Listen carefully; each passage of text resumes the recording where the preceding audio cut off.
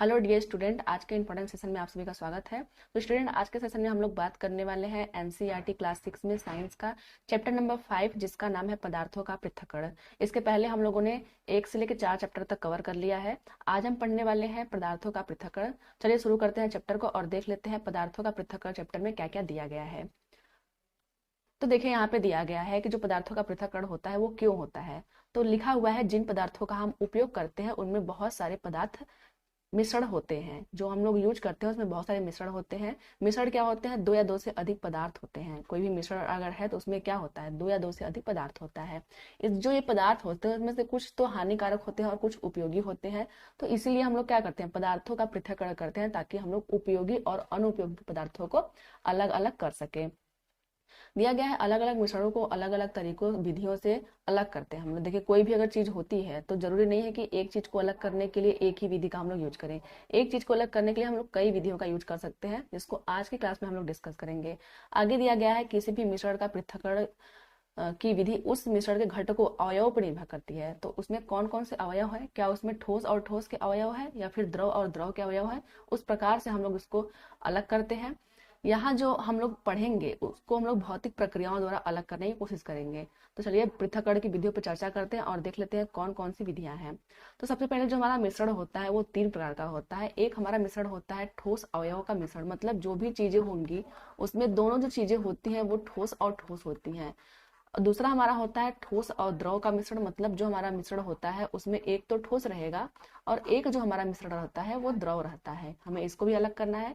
तीसरा हमारा टाइप है द्रव और द्रव के अवयव को अलग करना, मतलब इसमें एक द्रव रहता है और दूसरा वाला मिश्रण भी क्या होता है, द्रव होता है। अब हम लोग इन तीनों टाइप के अंतर्गत बहुत सारे ऐसी विधियों की चर्चा करेंगे जिससे हम लोग इन तीनों चीजों को अलग करेंगे। तो पहला हमारा है ठोस अवयव को मिश्रण। तो ऐसा मिश्रण जिसमें दोनों अवयव क्या होते हैं, ठोस होते हैं। इसको हम लोग निम्नलिखित तरीकों से अलग कर सकते हैं।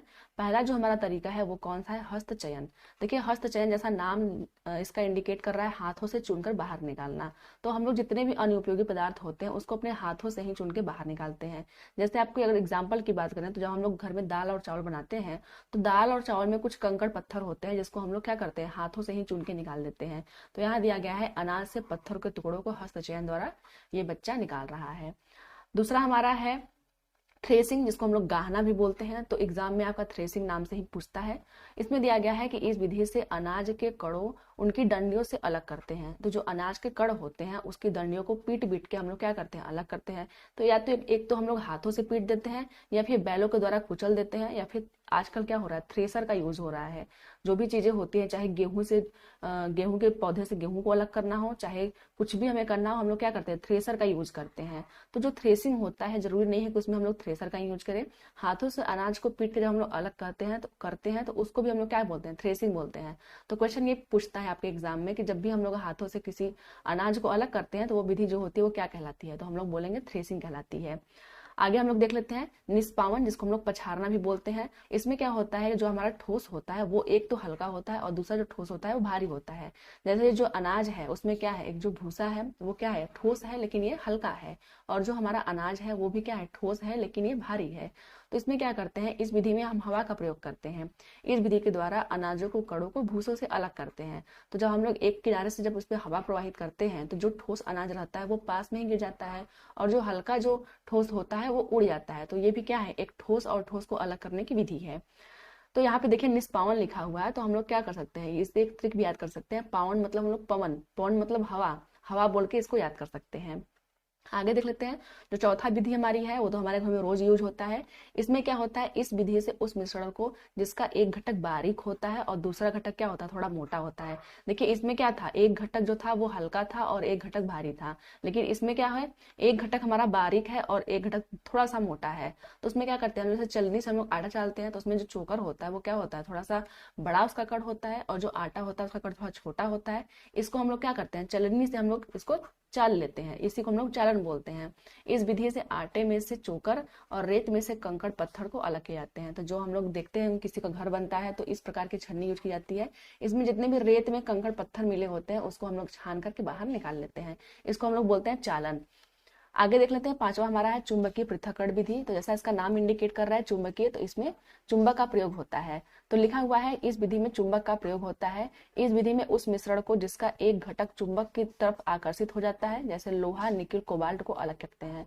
तो देखिए इसमें क्या होता है कि ये जो मशीन लगी हुई है, इसमें जो भी हमारा पीसा हुआ मटेरियल होता है उसको हम लोग डालते हैं, लेकिन कंडीशन ये होता है कि पीसे हुए मटेरियल में लौह अयस्क का होना जरूरी है, मतलब ऐसा चीज जो कि चुंबक से आकर्षित हो। अब ऐसे कौन कौन सी चीज होती है जो चुंबक से आकर्षित होती है? तो आपका लोहा हो गया, निकिल हो गया और कोबाल्ट हो गया। ये जो तीनों चीजें होती हैं वो चुंबक से आकर्षित होती हैं। तो जनरली हमें सबको पता होता है कि जो लोहा होता है वो चुंबक से आकर्षित होता है। हमें याद क्या क्या रखना है? निकिल और कोबाल्ट का एग्जाम्पल याद रखना है कि ये भी क्या होता है, चुंबक से अट्रैक्ट होता है। तो हम लोग पिसा हुआ अयस्क इसमें डाल देते हैं, फिर ये क्या होता है, इस घिरनी पे ये चलते हुए आता है, और जो यहाँ पे चुंबक लगा हुआ है, जो चुंबकित पदार्थ होता है वो पास में गिर जाता है, और जो बिना चुंबकित पदार्थ होता है जिसमें चुंबक का गुण नहीं होता है, इसको हम लोग बोलते हैं अनुचुंबकीय पदार्थ, वो किसी दूसरे बर्तन में ये कलेक्ट हो जाता है। तो इस प्रकार से हम लोग क्या करते हैं, इस प्रकार से हम लोग जो भी चुंबक का प्रयोग करने वाली चीजें होती हैं जिनमें चुंबक का गुण होता है उसको हम लोग अलग करते हैं, इसलिए इसका नाम रखा गया है चुंबकीय पृथक्करण विधि। आगे देख लेते हैं, अगला हमारा है ठोस और द्रव के अवयव का मिश्रण। इसके पहले हम लोगों ने ठोस और ठोस को पढ़ा है। जितने भी चीजों को हम लोग अलग कर रहे थे उसमें दोनों भी चीजें जो थी, अशुद्धि भी और जो हमें यूजफुल चीजें थी, वो दोनों ठोस के फॉर्म में थी। लेकिन अभी हमें क्या करना है, ठोस और द्रव को अलग करना है। तो इसमें क्या होगा, एक तो हमारा मटेरियल ठोस होगा और दूसरा जो हमारा मटेरियल होगा वो द्रव होगा। इसमें क्या होता है, इस प्रकार के मिश्रणों में मुख्यतः उपयोगी द्रव के रूप में होता है और अनुपयोगी जो घटक होता है वो ठोस के रूप में होता है। तो इसमें क्या होता है, जो जनरली जो हम लोग देखते हैं कि जो चीजें हमें उपयोग में की जाने वाली होती हैं वो द्रव फॉर्म में होती हैं, और जो अनुपयोगी घटक होते हैं वो ठोस फॉर्म में होते हैं। इसके लिए भी कुछ विधियां हैं, हम लोग आगे डिस्कस कर लेते हैं। पहला है अवसादन, जिसको हम लोग तलछट भी बोलते हैं। तो देखिए अवसादन में क्या होता है, इस विधि में ठोस एवं द्रव के मिश्रण को कुछ समय के लिए स्थिर छोड़ देते हैं। तो देखिए मैंने पहले बताया था कि इसमें क्या होगा, एक तो ठोस एलिमेंट रहेगा और एक क्या रहेगा, द्रव के रूप में होगा। तो इसमें क्या होता है कि जैसे मान लीजिए मिट्टी और जल जो है, तो मिट्टी तो आपका ठोस हो गया और जो जल है आपका वो क्या हो गया, द्रव हो गया। तो अगर हम लोग इसको बिना हिलाए छोड़ देते हैं तो जो मिट्टी होती है वो तली में बैठ जाती है और जो द्रव होता है इसके ऊपर ऊपर आ जाता है। तो इस प्रकार क्या होता है, ठोस घटक नीचे बढ़ जाता है और द्रव ऊपर आ जाता है। तो हम लोग क्या करते हैं, इसको बोलते हैं अवसादन, मतलब अवसाद के रूप में नीचे बैठ जाना। इस विधि से हम लोग मिट्टी से जल को अलग कर सकते हैं। दूसरा हमारा विधि है निस्तारण, जिसको हम लोग बोलते हैं निथारना। तो कि इस प्रक्रिया में क्या होता है, अवसादित मिश्रण जो होता है, अवसादित मिश्रण के द्रव को बिना हिलाए दूसरे बर्तन में डाल देते हैं। इसके पहले हम लोगों ने क्या किया था, इसके पहले हम लोगों ने मिट्टी और जल के मिश्रण को बिना हिलाए छोड़ दिया था और दोनों क्या हो गए थे, सेपरेट हो गए थे।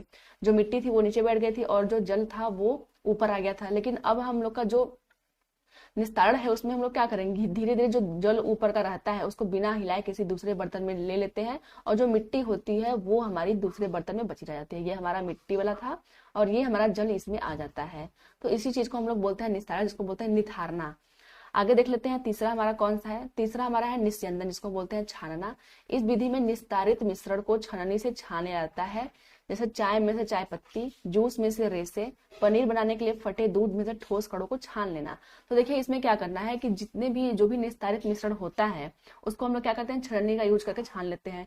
जैसे इसमें भी क्या था, चाय में जो होती है, चाय पत्ती जो होती है वो ठोस फॉर्म में होती है और जो दूध हमारा होता है वो द्रव फॉर्म में होता है। तो हम लोग क्या करते हैं, इसको हम लोग अवसादित होने के लिए रखते नहीं है, इसको हम लोग बनाने के बाद तुरंत छान लेते हैं। तो इसी को हम लोग बोलते हैं निस्यंदन। अब देखिए कभी भी आपके एग्जाम में छानना करके क्वेश्चन नहीं पूछता है, हमेशा निस्यंदन पूछता है। तो हमें याद रखना है कि निस्यंदन में क्या होता है, हम लोग तुरंत छान लेते हैं। निस्तारण में क्या होता है, हम लोग बिना हिलाए द्रव को दूसरे बर्तन में डाल लेते हैं। और जो अवसादन होता है उसमें द्रव को हम लोग बिना हिलाए छोड़ देते हैं अवसादित होने के लिए। तो ये तीनों थोड़ा कंफ्यूजिंग है, आप लोग थोड़ा देख लीजिएगा इसको। अगला हमारा चौथा है वाष्पीकरण। तो जो वाष्पीकरण का प्रोसेस है वो तो सबको पता है, फिर भी हम लोग पढ़ लेते हैं। इसमें है, इस विधि में ठोस एवं द्रव के मिश्रण को उबाला या फिर गर्म करते हैं, उबाल देते हैं या फिर हम लोग गर्म कर देते हैं।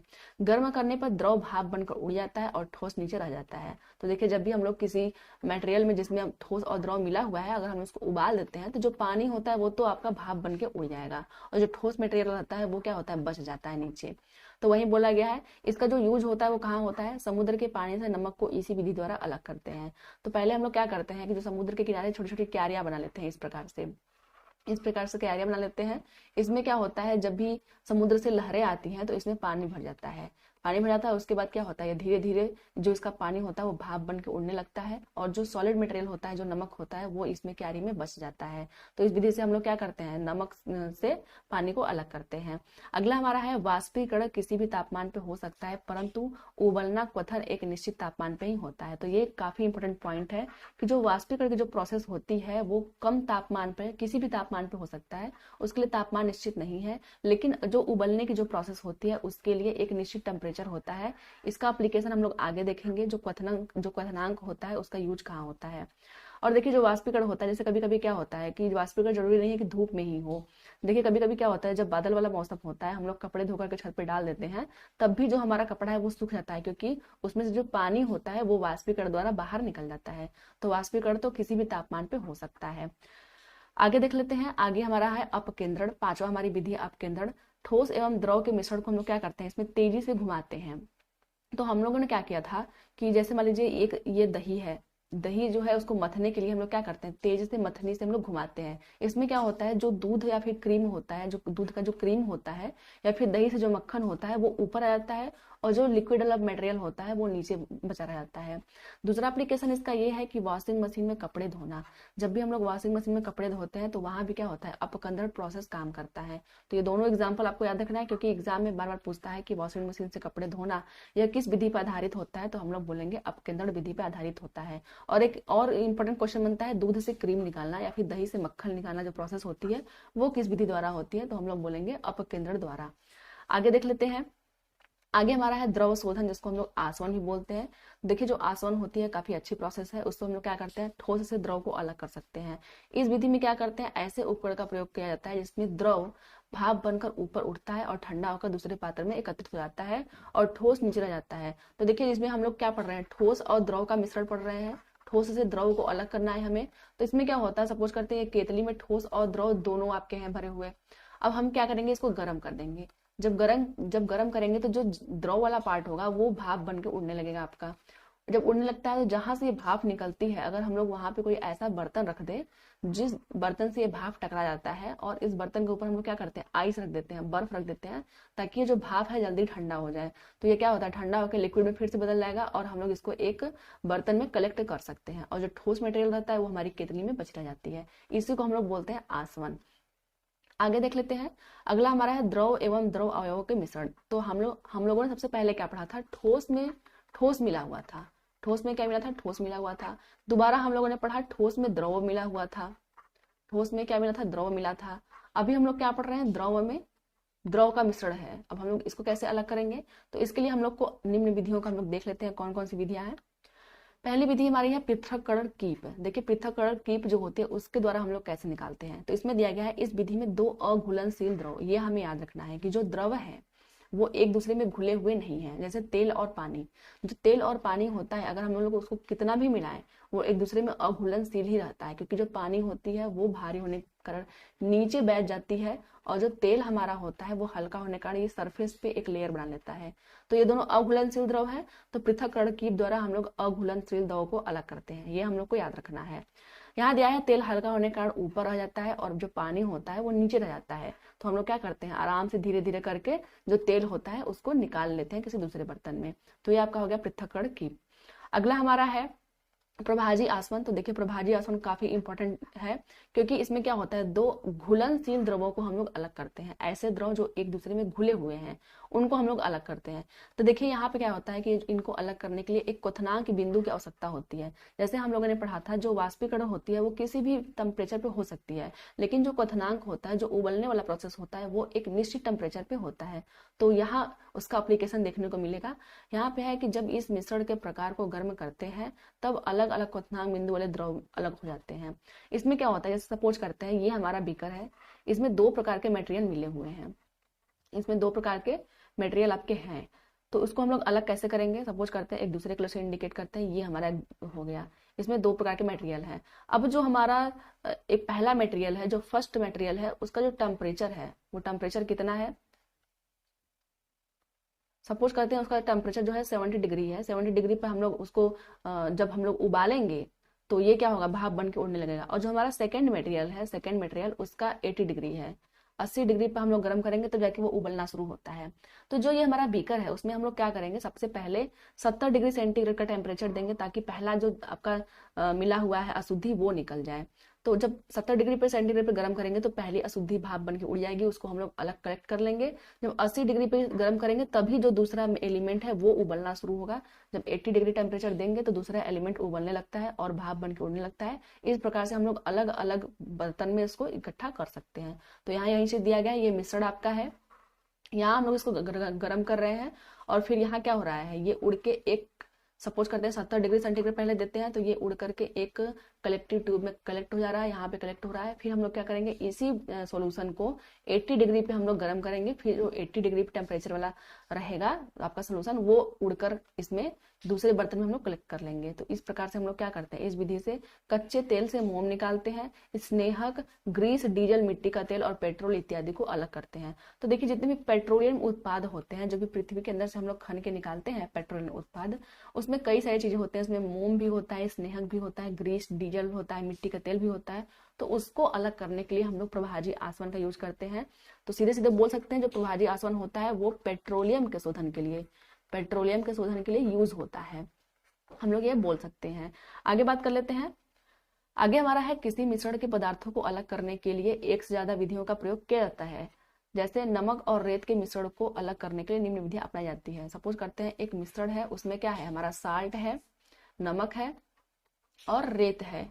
तो इसको हम लोग अलग करने के लिए कौन कौन सी विधियां अपना सकते हैं। तो सबसे पहले हम लोग क्या करेंगे, अवसादन और निस्तारण क्या आता है। सबसे पहले हम लोग क्या करेंगे, मिश्रण में जल मिलाते हैं। तो सबसे पहले अगर हम लोग इसमें वाटर ऐड कर देते हैं तो जो हमारा जो नमक होता है वो घुल जाएगा। तो फिर उसमें हम लोग क्या करेंगे, अवसादन कर देंगे और निस्तारण कर देंगे, मतलब उसको छोड़ देंगे एज इट इज। तो जो रेत रहेगा वो नीचे तली में बैठ जाएगा और जो नमक वाला पानी रहेगा वो हम लोग क्या करेंगे, निस्तारण करके निथार करके निकाल लेंगे उसको, जिससे रेत और नमक वाला जल अलग हो जाता है। उसके आगे क्या है, निस्यंदन किया जाता है, जिससे नमक वाले जल से बचा हुआ जो रेत होता है वो अलग हो जाता है। निस्यंदन मतलब छान लेते हैं हम लोग इसको, अगर हम लोग छान ले तब भी जो रेत होता है वो बाहर बच जाएगा छलनी में और जो पानी रहेगा वो नीचे निकल जाएगा। तीसरा हमारा है वाष्पीकरण। निस्यंदित जल को गर्म किया जाता है जिससे जल भाप बनकर उड़ जाता है और नमक बच जाता है। तो अगर हम लोग इसको गर्म भी कर देते हैं तो इसमें क्या होगा, जो नमक वाला जल रहेगा वो भाप बनकर उड़ जाएगा और जो रेत हमारा रहता है वो बच जाता है। सबसे पहले हमें निस्यंदन करना है, छान लेना है इसको, उसके बाद हमें गर्म करना है, जिस वजह से जो हमारा नमक होता है वो भी हमारा दूसरे बीकर में बच जाता है। तो यही है कि किसी एक पदार्थों को, मिश्रण को अलग करने के लिए हम लोग कई विधियों का यूज कर सकते हैं। आगे दिया गया है, अब कुछ क्वेश्चन हम लोग कर लेते हैं। दिया गया है कि दिए गए कथनों को पढ़िए तथा सही विकल्प को चुनिए। कथन पहला क्या है, भारी अनाजों से भूसा ओसाई द्वारा अलग करते हैं। तो ये बात बिल्कुल सही है, हम लोगों ने पढ़ा था ठोस और ठोस। ये क्या है, ठोस और ठोस का मिश्रण है। इसमें एक ठोस जो होता है वो भारी होता है और एक ठोस जो होता है वो हल्का होता है। तो उसको हम लोग क्या करते हैं, ओसाई प्रोसेस द्वारा उसको अलग करते हैं। इसको हम लोग निष्पावन भी बोल सकते हैं। मैंने कहा था कि जो निष्पावन होता है उसमें हम लोग पवन पवन बोल करके ये याद रखेंगे कि हवा का यूज होता है, तो इसको हम लोग निष्पावन भी बोल सकते हैं। तो ये तो पहला आपका सही है। दूसरा है विभिन्न आकार के कणों के मिश्रणों को चालन व निस्यंदन प्रक्रिया द्वारा अलग कर सकते हैं। तो ये बात बिल्कुल सही है। जब जो कणों का आकार है वो अलग अलग रहता है तो उसको हम लोग चालन और निस्यंदन प्रोसेस द्वारा अलग कर सकते हैं। इसलिए जो पहला और दूसरा स्टेटमेंट है दोनों सही हो जाएगा। तो यहाँ दिया गया कथन दो सत्य है और एक असत्य है, तो ये तो होगा नहीं। दूसरा है कि दोनों असत्य है, तो ये भी नहीं होगा। तीसरा है कि दोनों सत्य है, तो ये आपका ऑप्शन नंबर जो सी है वो सही हो जाएगा। आगे देख लेते हैं। दूसरा हमारा है जल में घुली निलंबित अशुद्धियों को अलग करने की प्रक्रिया जानी जाती है। जो जल में अशुद्धियां घुली होती हैं उसको हम लोग किसके द्वारा अलग करते हैं। तो पहला है लोडिंग, दूसरा है आसवन, तीसरा है अनलोडिंग और चौथा है अलवणीकरण। तो जो जल में जो घुली अशुद्धियां होती है उसको हम लोग आसवन प्रोसेस द्वारा अलग करते हैं। ऑप्शन नंबर जो बी हमारा है वो सही हो जाएगा। आगे देख लेते हैं। अशुद्धियों से पूर्ण रूप से मुक्त परम शुद्ध जल को क्या कहते हैं। ऐसा जल जिसमें कोई भी अशुद्धि नहीं मिली हुई है उसको हम लोग क्या कहते हैं। पहला है आशुद्ध जल, दूसरा है खनिज जल, तीसरा है झरने का जल और चौथा है उबला हुआ जल। तो देखिए ऐसे जल को हम लोग बोलते हैं अशुद्ध जल, क्योंकि जो अशुद्ध जल होते हैं उसमें किसी भी प्रकार की अशुद्धि नहीं मिली होती है। आगे है किस पद्धति द्वारा एक विलयन से विलेय प्राप्त किया जा सकता है। तो देखिए सबसे पहले तीन टर्म, एक होता है विलेय, एक होता है विलायक और एक आपका होता है विलयन। विलेय वो होता है जो कम मात्रा में होता है, विलेय क्या होता है, कम मात्रा में होता है। विलायक जो होता है वो अधिक मात्रा में होता है। किसी भी सोल्यूशन में ये क्या होता है, अधिक मात्रा में होता है, और जब ये दोनों को मिला देते हैं तो विलयन बन जाता है। तो देखिए, जो अगर हम लोग एक एग्जांपल लेते हैं, सपोज करते हैं चीनी और पानी का। चीनी पानी का अगर हम लोगों को मिश्रण बनाना है, शरबत बनाना है, तो यहाँ बन जाता है शरबत। अब जो चीनी होती है वो क्या है, विलेय है, क्योंकि ये कम मात्रा में रहता है, और जो पानी है वो क्या है, विलायक है, और जो आपका शरबत है वो क्या है, विलयन है, सॉल्यूशन है ये। तो देखिए, अगर हमें क्या करना है, विलेय प्राप्त करना है, मतलब चीनी को प्राप्त करना है। एग्जाम्पल समझेंगे तो अच्छे समझ में आएगा। अगर हमें विलयन से क्या करना है, चीनी को प्राप्त करना है, इस शरबत से हमें चीनी को प्राप्त करना है, तो हम लोग कौन सी विधि अपनाएंगे? पहला हमारा है अवसादन, दूसरा है निस्तारण, तीसरा है आसवन, और चौथा है वाष्पन। तो हम लोग किसका यूज करेंगे? तो देखिए, जो वाष्पन प्रोसेस है वो काफी इजी है, ऑप्शन नंबर जो डी हमारा है वो सही हो जाएगा। इस शरबत को हम लोग क्या करेंगे, गर्म कर देंगे, तो जो पानी रहेगा वो पानी भाप बन के उड़ जाएगा, और जो चीनी रहता है वो क्या होता है, तली में बच जाता है। तो क्वेश्चन नंबर 4 का ऑप्शन नंबर डी सही है। तो फ्रेंड्स, ये तो थी आज की वीडियो। आज की वीडियो कैसी लगी जरूर बताइएगा। मिलते हैं फिर किसी वीडियो में, तब तक के लिए धन्यवाद।